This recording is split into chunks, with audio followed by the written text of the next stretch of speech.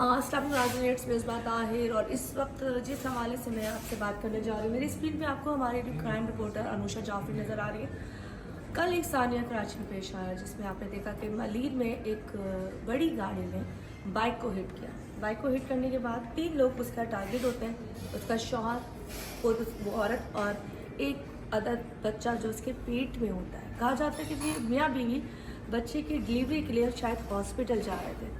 जब ये जो पीछे आपको एक बंदा नज़र आ रहा है, ये वो ड्राइवर है जिसने उन लोगों को हिट किया। रहमान बख्श, आई थिंक इसका नाम बताया जाता है, रहीम बख्श नाम बताया जाता है। अनुषा ने, हमारे जो क्राइम रिपोर्टर ने, कल उसका इंटरव्यू हमारे सिटी 21 के लिए और 24 चैनल के लिए ले लिया।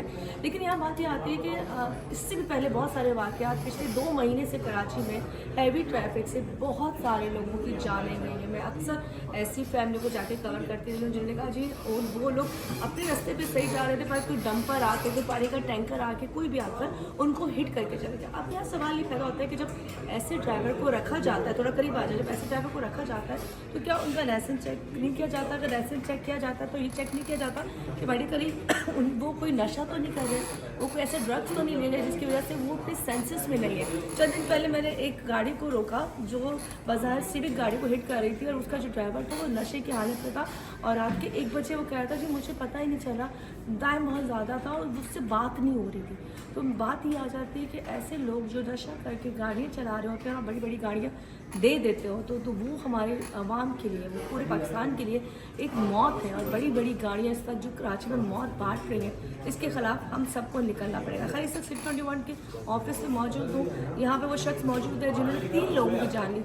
अच्छा, वो जो बच्चा था, जब औरत हिट होती है तो उसका पेट फटता है तो बच्चा वहाँ से, वो शख्स है जो बचाने की कोशिश करता है और उसको हॉस्पिटल ले जाने जाता है, लेकिन बच्चा हॉस्पिटल जाके उस गेट पे जाके एक्सपायर हो जाता है। वो बच्चा जो दुनिया में आ रहा था वो आ नहीं सका।